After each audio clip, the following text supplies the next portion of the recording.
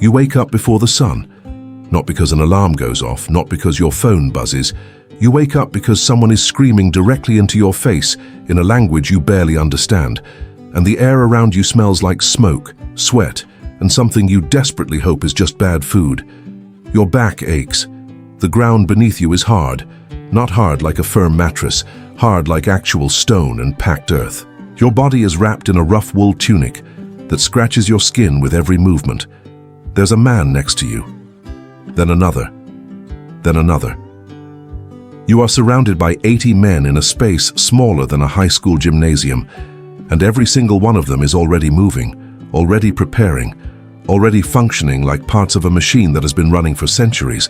You have no idea what you're doing. But here's the thing.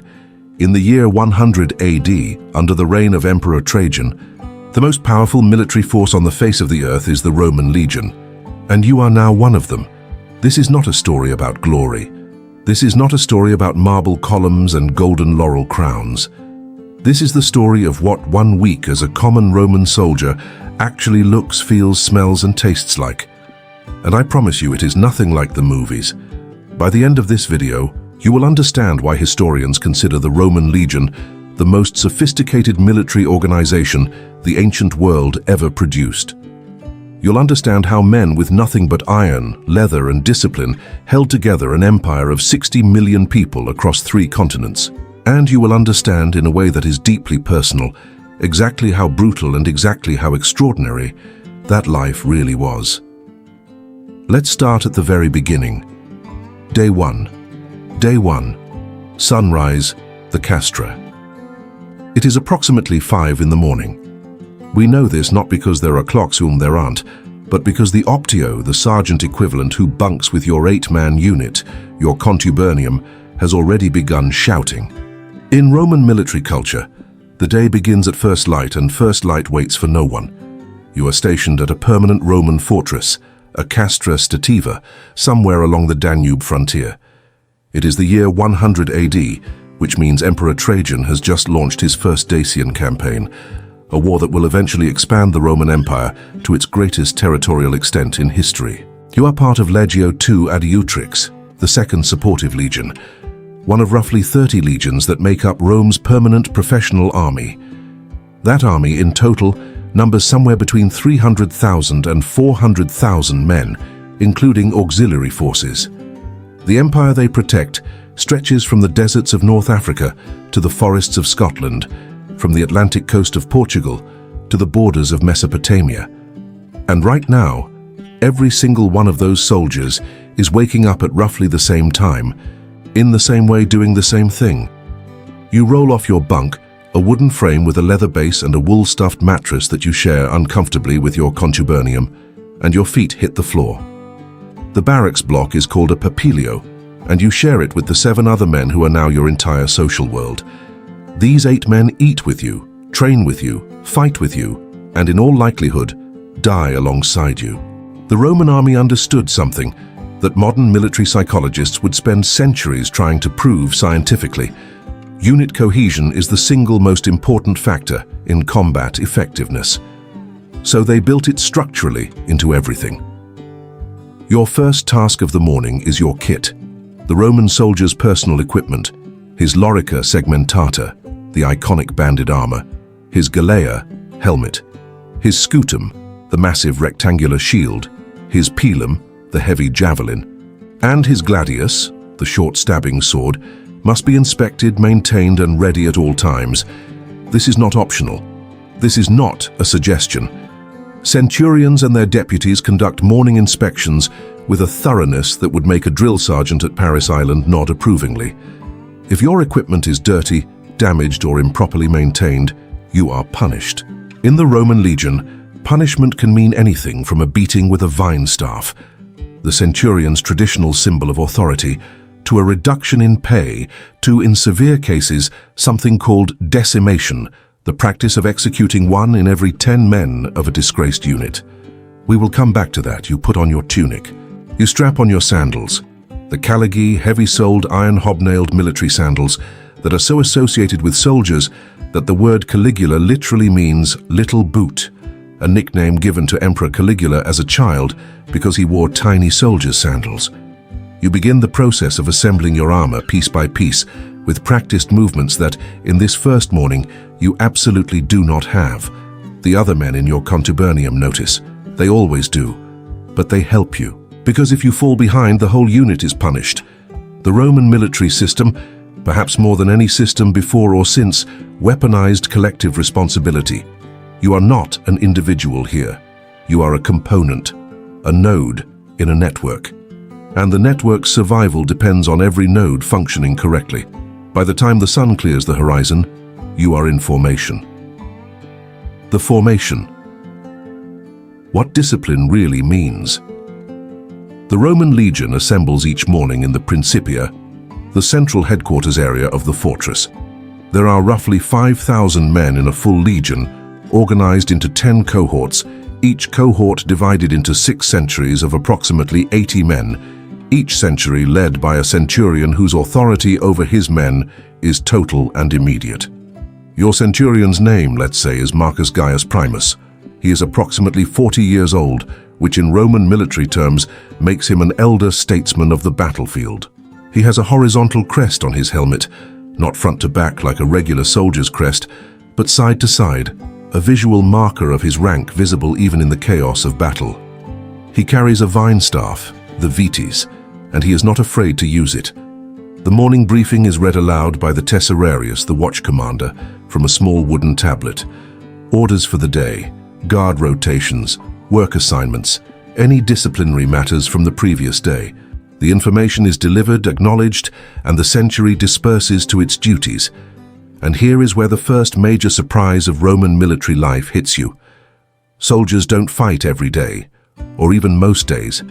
The Roman legion is not just an army, it is an engineering corps, a logistics organization, a construction crew, a police force, a revenue collection system. And on any given day in a permanent garrison, the vast majority of soldiers are doing things that have nothing to do with combat. Today, on your first morning, you are assigned to a work detail, Munera Castrorum, the duties of the camp. Specifically, you and 4 others from your contubernium are responsible for a section of the fortress walls, checking the mortar between stones, filling gaps, clearing debris from the drainage channels that run underneath the entire castra. This is the Roman military's secret weapon, the one that nobody makes movies about. Roman soldiers built the Roman world. The roads, all 250,000 miles of them, were built by legions. The aqueducts, the bridges, the frontier walls, the harbor installations. These were not civilian construction projects contracted out to private firms. They were military projects executed by soldiers who were trained engineers as much as they were trained warriors. Every centurion understood basic surveying. Every soldier knew how to dig a ditch to precise specifications. When a Roman army moved through territory, it left behind infrastructure that would last, in many cases, 2,000 years. You spend the morning hauling stone, mixing mortar made from lime and volcanic ash, and learning, very quickly, that Roman military labor is backbreaking in a way that no amount of gym preparation could have readied you for. By mid-morning, you are exhausted. You have not yet touched a weapon. Before we get to the afternoon, and trust me, the afternoon is where things get really interesting. If you're finding this video as fascinating as I find making it, please take a second right now and hit that subscribe button below. Hit the bell so you don't miss anything. And drop a comment. I genuinely want to know, do you think you could survive a week as a Roman soldier? Be honest, we'll come back to read those comments. Now, back to the fortress. Day 1. Afternoon. The meal and the money. At roughly midday, the work detail breaks. Food in the Roman legion is a subject of considerable historical detail, and it is both better and worse than you might expect. The staple of the Roman soldier's diet is grain, specifically wheat, which soldiers grind themselves using small hand mills called querns that each contubernium carries as part of its standard equipment. From this grain, soldiers make a flatbread called bucellatum, hardtack, or a porridge called pulse, or occasionally proper loaves of bread baked in the fortress ovens. This is not Roman restaurant food. This is fuel. But the Roman military understood nutrition with a sophistication remarkable for the ancient world. Soldiers also receive rations of legumes, lentils, chickpeas, salted meat or fish, olive oil, wine, heavily diluted with water called posca, vinegar and occasionally vegetables and cheese. The daily caloric intake of an active Roman soldier has been estimated by historians and nutritional archaeologists at between 3,000 and 4,000 calories, roughly what a modern endurance athlete consumes during heavy training. You sit with your contubernium at a rough wooden table in the barrack block and eat, and now for the first time you begin to really talk with these men. The soldier to your left is from a village in Gaul, modern-day France. He joined the Legion at 17 because the pay was better than farming, and because the military offered something his village could not, Roman citizenship, granted upon honorable discharge after 25 years of service. 25 years. He is now 22. He has been in the Legion for 5 years. He speaks Latin with a heavy Gaulish accent and thinks it is very funny that you can barely figure out the word order. The soldier across from you is from Thrace, modern Bulgaria. His name is something complicated that the Gaul has shortened to a Latin approximation. He is quiet. He has a scar that runs from his left temple to his jaw. He does not talk about where it came from. The man who cooks for the contubernium tonight, cooking duty rotates, is from Syria. He is the best cook in the unit, and everyone treats him accordingly, with a respect that translates across all cultural barriers. This is something worth stopping to emphasize, because it is extraordinary. The Roman Legion was the most ethnically diverse military organization in the ancient world, and probably one of the most diverse organizations of any kind anywhere on Earth before the modern era. At its height, legions contained men from every corner of the empire. From Britain, from Spain, from Egypt, from Arabia, from Germany, from Mesopotamia. Auxiliary units attached to legions often included soldiers from even further afield. The lingua franca was Latin, but the cultural mixture was unlike anything that most people in the ancient world ever experienced. The Roman military did not care where you were from. It cared whether you could march, fight, build, and obey orders. After the meal, you learn about money. A Roman legionary in 100 AD under Emperor Trajan earns 300 denarii per year. Trajan had recently raised the pay from 225, which was a significant boost that generated enormous loyalty in the legions. But before you see any of that money, deductions are taken out. And this is where the Roman military's administrative sophistication becomes almost mind-bending for its era. Deductions are taken from your pay for food, clothing, equipment replacement, burial club contributions, the collegium, and regimental savings deposits. The savings deposits are compulsory, and the Legion physically holds them, partly to ensure soldiers have money to return home with after service, and partly, cynically, to ensure soldiers have a financial reason not to desert. What remains after deductions is yours, and soldiers spend it at the Canabae, the civilian settlement that grows up outside every permanent Roman fortress like a shadow city. Taverns, merchants, craftsmen, sex workers, moneylenders. The Canabae is the economic ecosystem that the Legion generates simply by existing in a place. You do not have money yet. You have been here one day, but you file the information away. 25 years from now, if you survive, you will receive a diploma of citizenship, a cash discharge bonus, and land. It is, by the standards of the ancient world, not a bad deal. Day 2. The training that never stops.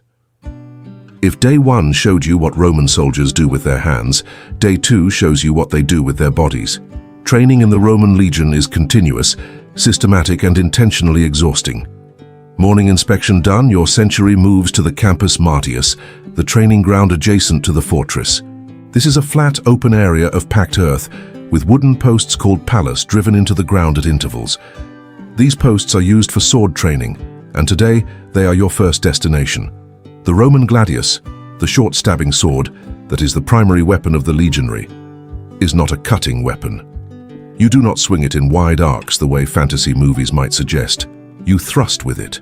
Precise, controlled, powerful thrusts aimed at specific anatomical targets. The throat, the groin, the armpit where armor doesn't fully protect, the space beneath the rib cage. Your Pedagogus Armorum, the weapons training instructor, is not gentle about this. The training gladius you are handed is made of wood, but it is heavier than the real thing, deliberately so. Roman military doctrine, attributed in ancient sources to the military theorist Vegetius, specifies that training weapons should be double the weight of actual weapons. This builds strength and endurance so that when soldiers finally pick up the real equipment, it feels almost light.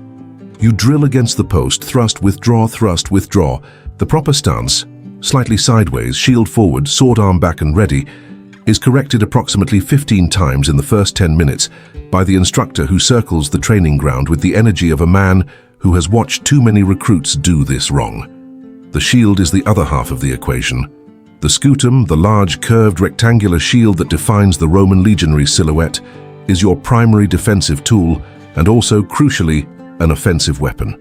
The metal boss in its center is used to punch at opponents. You drive your shield forward, stagger the opponent's stance, create an opening, and thrust with the gladius. This is the foundational combination of Roman close combat doctrine: shield punch, sword thrust. Shield punch, sword thrust, over and over until it is reflexive. But the real revelation of day 2 is not the weapons training. It is the marching. Roman soldiers march, constantly, regularly, officially. Military doctrine required that legions conduct a full march, iter justum, of approximately 20 Roman miles, roughly 18.5 modern miles, 3 times per month. On forced march, iter magnum, the emergency pace, a Roman legion could cover 25 to 30 miles in a single day while fully armed, and they did this while carrying everything. The Roman soldier's full marching load, his sarcina, has been estimated at between 66 and 90 pounds. This includes his armor, weapons, personal kit, entrenching tools, a wooden stake for building the fortified camp, food rations for up to 17 days, and cooking equipment. Roman soldiers were contemptuously called Marius's mules by their opponents, a nickname that originated from the general Gaius Marius's reforms in the late Republic, which transferred baggage from carts to the soldiers themselves to increase march speed and reduce the army's logistical tail. Today's march is only 12 miles, a short one. By mile 7, you understand, with complete physical certainty, what the Roman Empire was really built on: not genius, not gods, not political philosophy, feet, and the incredible, terrible willingness to keep putting one in front of the other. Day 3. Building the world. There is a famous saying, probably apocryphal, that all roads lead to Rome. The truth behind the metaphor is that Roman roads were military infrastructure, built by soldiers, maintained by soldiers, designed to move troops and supplies at maximum speed across the empire. And on day 3, you learn to build one. A Roman road is not just a flat surface. It is an engineered structure. A typical major road begins with a trench dug to a depth of about 3 feet. The bottom layer is large stones or rubble. Then a layer of smaller stones mixed with mortar. Then a layer of concrete or fine gravel. Then the surface layer, fitted stone slabs for high-traffic urban roads or compacted gravel for rural routes. The whole structure is slightly curved and cambered, so that rainwater drains to the sides into parallel drainage ditches. This is not casual infrastructure. This is the work of men who understood drainage, load distribution, and long-term durability in a world without modern materials science. Your unit works on a section of road connecting the Castra to a supply depot 5 miles to the east. The work is organized with almost industrial precision. One group digs, another grades the earth. Another carries stone from a nearby quarry, where a separate unit is cutting blocks under the direction of a librator, a military surveyor and engineer. Measurements are checked with a groma, the Roman surveying instrument, an L-shaped device using weighted strings to establish right angles and straight lines. By the end of day 3, you have moved more stone than you thought your body was capable of moving. Your hands are raw. Your shoulders ache in places you didn't know had muscles. But behind you is a stretch of road that will still be there, in some form, 1,000 years from now. There is something in that, something the Roman soldier understood perhaps better than he could articulate, that the work of his hands outlasted any individual glory, any single battle. The roads, the walls, the aqueducts, they were his signature on the world. Proof that he had been here. Proof that it mattered. Day 4. The hierarchy and the horror. By day 4, you understand the hierarchy. And you understand why it is both the Legion's greatest strength and, for the man at the bottom, its most terrifying reality. The Roman military chain of command, from top to bottom, runs roughly as follows. The emperor is the supreme commander. Imperator literally means commander.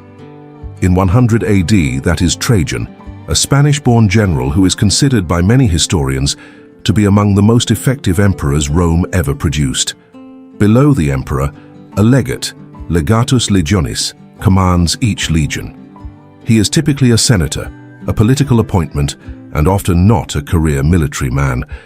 His actual military expertise is supplemented by the camp prefect, praefectus castrorum, who is a career officer, typically a former centurion who has risen through decades of service.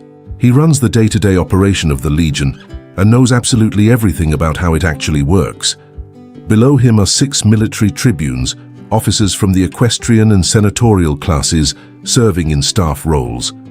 Then come the centurions, 59 of them in a full legion, and these are the men who actually run everything that matters. Centurions are professional soldiers promoted from the ranks for merit, courage, and the ability to command men in combat. They are feared, respected, obeyed, and in many cases genuinely loved by their men.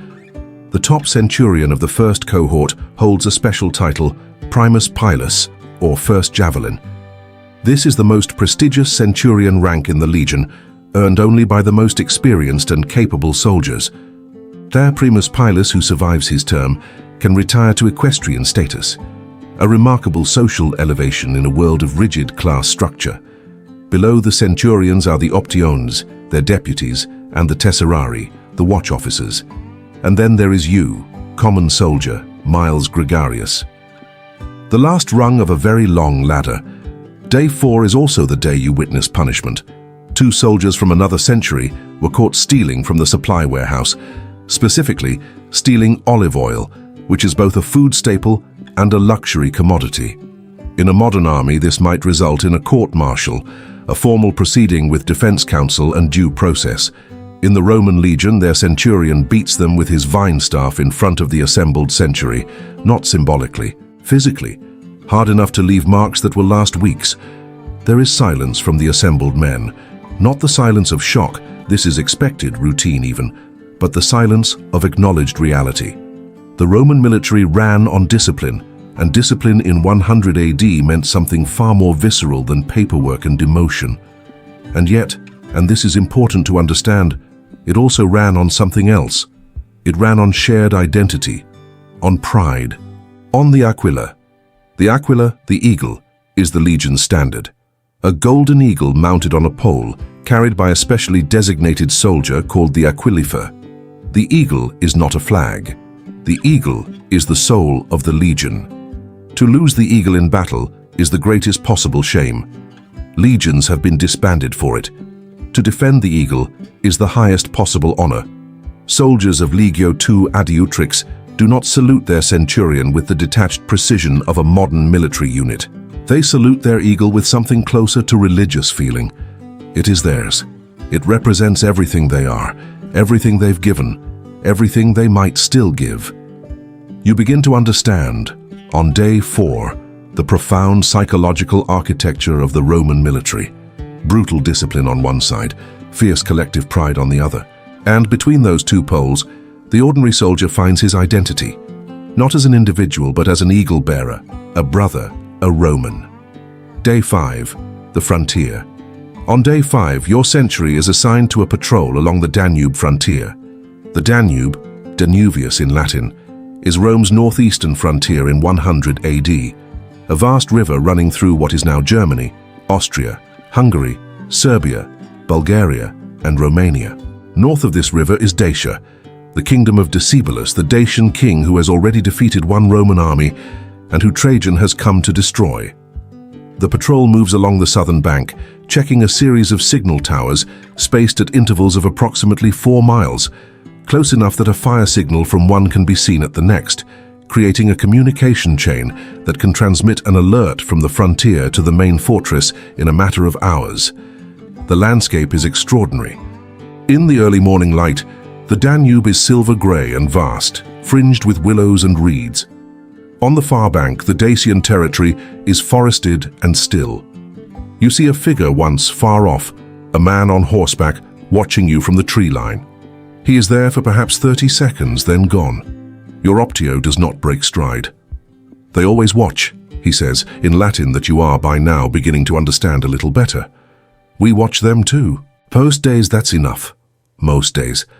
The patrol moves through 2 small settlements along the frontier, not Roman towns, but the Vici that have grown up around smaller military outposts, inhabited by a mixture of Roman soldiers' families, retired veterans and local civilians who have attached themselves to the economic gravity of the military presence.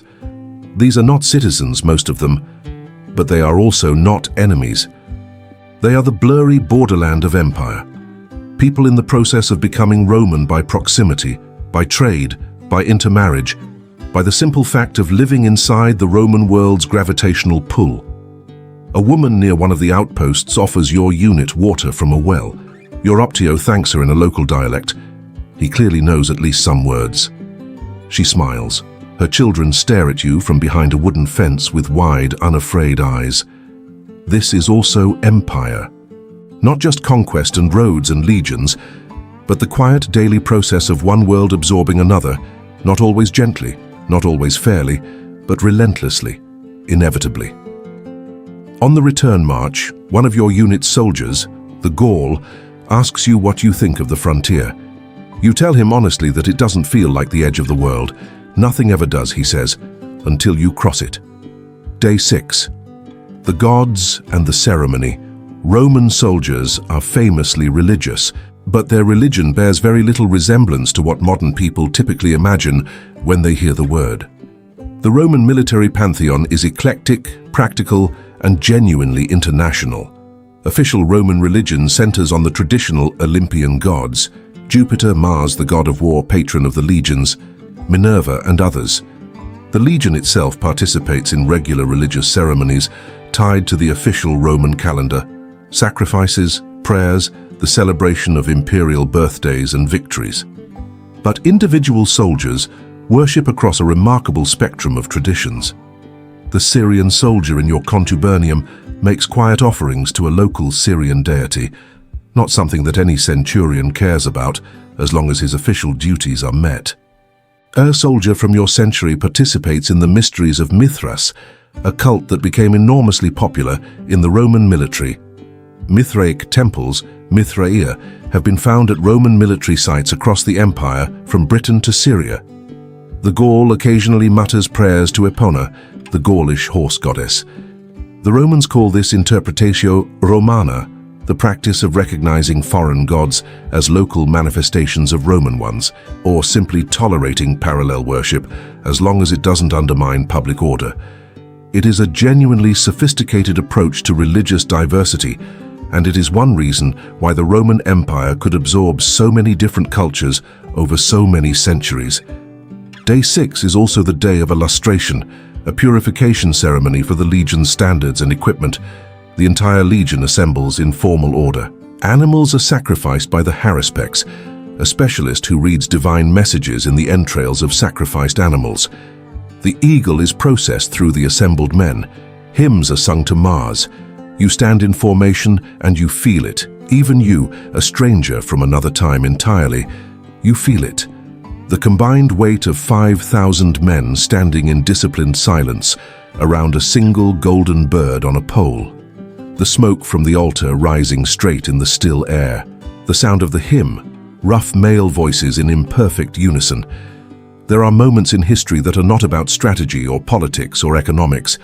They are just about what it means to be human, to stand together, to acknowledge something larger than yourself, to hold a line against a universe that in 100 AD was full of things you didn't understand and couldn't control. This is one of those moments. The ceremony ends. The men break formation. The Thracian soldier with the scar, who has barely spoken to you all week, nods at you as he passes. A single nod, barely perceptible. But you understand. If you've made it to day 6 of this journey, you are exactly the kind of person this channel exists for. Someone who doesn't just want to know what happened in history, but what it felt like to be there. Hit that subscribe button if you haven't already, and leave a comment below telling me which day of this week sounds the hardest to survive. My bet is that more people are underestimating day 2 than any other. Let me know if I'm right. Now, the final day. Day 7. The battle that teaches everything. On day 7, you don't fight a real battle, but you train for one. And the training is close enough to the real thing that the distinction starts to feel academic. The full legion assembles on the campus Martius for what the Romans call an exercitus, a full military exercise, a simulation of battle that involves every unit moving in coordination, executing maneuvers, responding to orders transmitted by the cornisan, the military horn player, whose specific calls mean specific movements. The sound of the cornu, a large G-shaped bronze horn, carries across the training ground, and around you, 5,000 men move in response. Your century advances, halts, forms a line, executes a wheeling maneuver to the left, forms a tighter configuration, advances again. The officers shout, the horn calls, the formation moves, and you who 1 week ago had no idea what a contubernium was or how to put on a lorica segmentata, you move with them. Not perfectly, not with the smoothness of men who have done this for years, but you move. You respond to the horn. You hold the line. You don't break formation when the press of bodies around you becomes suffocating, because you have been here long enough to understand what breaking formation means. It means the man next to you dies. It means the eagle falls. It means everything that this structure, this brotherhood, this extraordinary human machine has built is undone. The Romans understood something that military theorists would not systematically articulate for another 1,000 years, that a formation is not just a tactical arrangement, it is a psychological architecture. When you are part of a Roman testudo, the famous tortoise formation, shields overlapping on all sides and overhead, you are not just protected from arrows and javelins, you are protected from fear, because the man beside you is not afraid, and his steadiness enters you through the shoulder pressed against yours, and your steadiness enters the man on your other side the same way. This is why the Roman legion won battles it had no business winning. Not because the individual Roman soldier was braver or stronger, or more skilled than his opponents, but because the Roman formation could function as a single organism in a way that armies of individual warriors, however fierce, however heroic, fundamentally could not. The exercise ends. The men stand down. Your arms ache from holding the scutum at the proper defensive angle for 3 hours. Your legs feel as though they belong to someone else. Your optio walks down the line, checking. He stops at you, looks you up and down. 7 days, he says, not a question. 7 days, you agree. He nods, walks on. It is, you understand, the closest thing to a compliment you are going to get. The life beyond the week. What you didn't see. 1 week gives you a glimpse, but the full picture of Roman military life has depths that a single week only scratches. You didn't see what happens in a real battle, the terrifying organized chaos of 2 formations colliding, the sound of iron on iron, and men screaming in 6 languages, the smell that every ancient soldier and no modern person can truly imagine. You didn't see the siege warfare for which Rome became legendary, the systematic engineering-driven reduction of fortified positions using siege towers, ballistae, onagers, and the relentless methodical patience of men who knew that time was on their side. You didn't see a soldier die of infection from a wound that modern medicine would treat in 20 minutes. You didn't see the letter, dictated to the unit scribe because the soldier himself cannot write, sent to a family in Gaul or Syria or Britain that will receive it 3 months later, if the courier roads hold, if the ship doesn't sink, if nothing goes wrong between here and there. You didn't see the retirement, and if it came, the certificate of citizenship, the land grant in a colony, the former soldier who becomes a farmer, a merchant, a father, a grandfather, who tells his grandchildren stories they half believe about a river called the Danube and a golden eagle, and a man from Thrace who never talked, but was always, without question, the person you wanted beside you when things went wrong. You didn't see Trajan's Dacian campaigns reach their conclusion, 2 wars, 101-102 AD and 105-106 AD, that resulted in the annexation of Dacia as a Roman province, the greatest territorial expansion in Roman history, commemorated on Trajan's column in Rome, where 2,500 individual figures depict the campaign in continuous narrative relief that winds around the column from base to top. That column still stands today. In Rome. You can walk around it on a Tuesday afternoon in modern Rome, surrounded by tourists and pigeons, and look up at those carved soldiers, their segmented armor, their rectangular shields, their marching columns, and understand that you are looking at the exact men you spent 7 days with. They are not myths. They are not symbols. They are people who were cold and exhausted and hungry and occasionally afraid, and profoundly, defiantly alive in a world that felt, to them, as immediate and real and confusing as ours feels to us. The last truth. Here is what 7 days as a Roman soldier teaches you that no textbook ever quite manages to convey. The Roman Empire was not held together by the emperors. Not really. Not primarily. It was held together by ordinary men who woke up before dawn in a cold barracks block, somewhere along a river they couldn't have pointed to on a map before they enlisted, who put on 70 pounds of iron and leather and marched for 20 miles in the August heat, who built roads through forests and bridges over rivers and walls at the edges of the known world, who stood in a formation and held the line not because they believed in abstract concepts of empire or civilization, but because the man on their left was from Gaul and the man on their right was from Thrace, and both of those men were counting on them. That is the Roman Empire, 8 men in a tent, 20 miles of road, a palmer, a golden eagle and a soldier who can't remember the last time he slept on something soft. And for 500 years, more or less, it was enough. If this video made you feel something, made Rome feel less like a history textbook and more like a place where real people lived real lives, then we did exactly what we set out to do. This channel is dedicated to making history immersive, not just informative, but felt, not just accurate, but alive. We want you to walk through the gates of Pompeii, to sail with Magellan, to stand in the trenches of the Somme, to wake up at dawn in a Roman fortress on the Danube, and understand in your bones what it meant to be there. If that sounds like something you want more of, subscribe right now, ring that bell. Every single video we make is built with the same obsession for historical detail and narrative depth you just experienced in this one. And one more thing. I asked you earlier which day sounded hardest to survive. I'm reading every single comment.